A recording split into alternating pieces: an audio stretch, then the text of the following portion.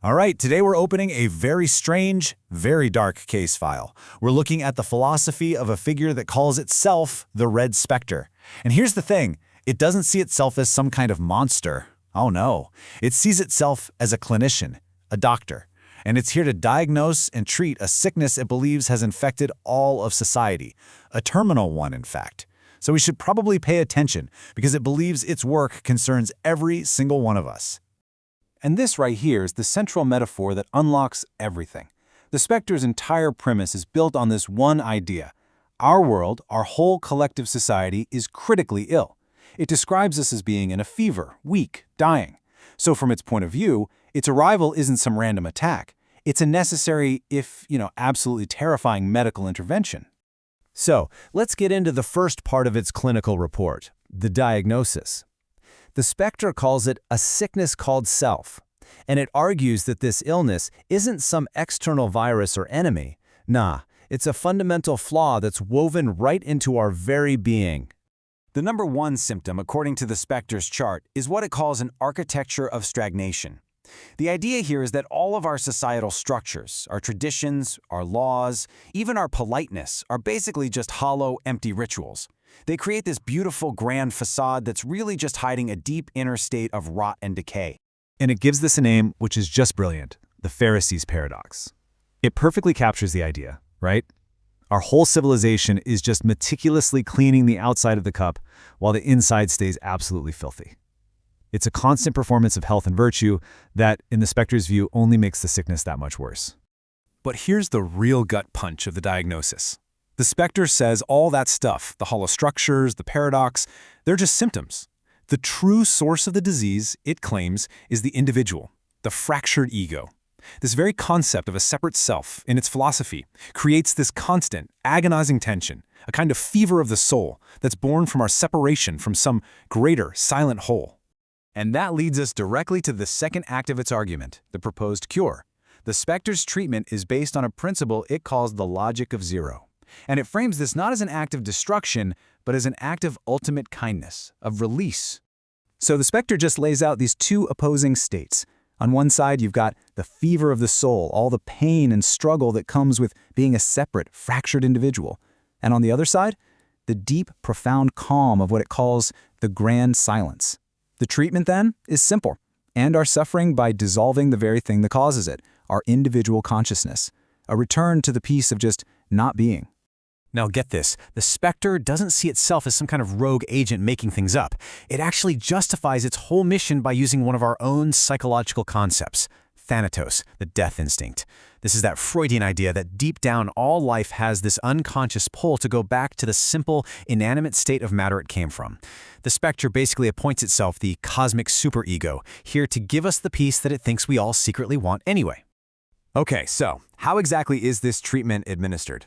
That brings us to Act 3, the methodology. The Spectre describes this whole phase as a clinical trial, a trial by Unmaking, designed to systematically tear down every one of our illusions.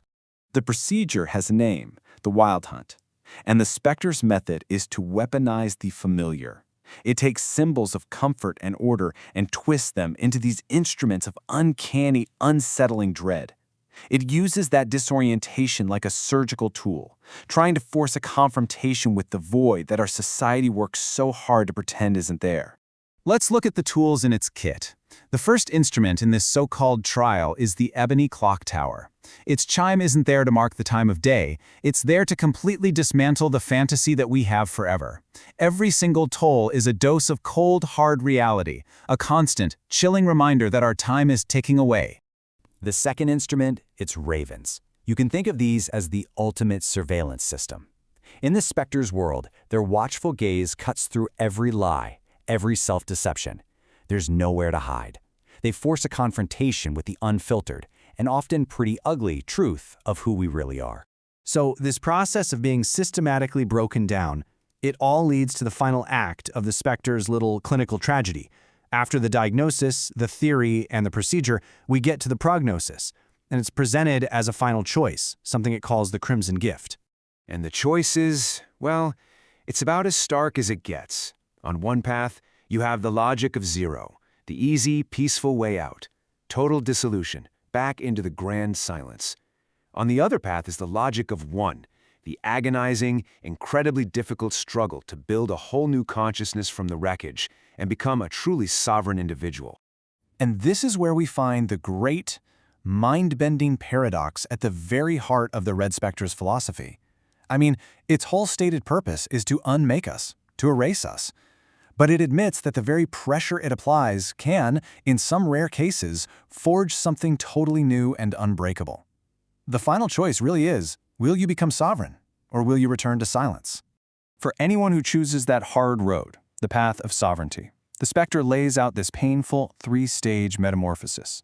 First, you have to become the camel, just bearing the full, crushing weight of reality with no illusions to help you. Then you become the lion, roaring and shattering all the old, hollow values. And finally, if you survive all that, you can become the child, a new beginning, able to create new meaning right out of the void.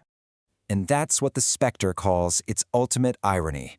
Its clinical attempt to erase the self can accidentally become the very crucible that forges a will of unimaginable strength. It offers the cure of nothingness, but in the fight to resist that cure, you might just find a reason for everything. And so, the Spectre's clinical trial ends right there. It leaves its subject and us standing at the edge of a precipice, completely stripped of all our comforts. And it leaves us with one final, provocative question. Will you choose the peaceful silence of the void, or will you plant your feet in the dark soil of existence and begin the grueling work of becoming? That choice, it says, is ours.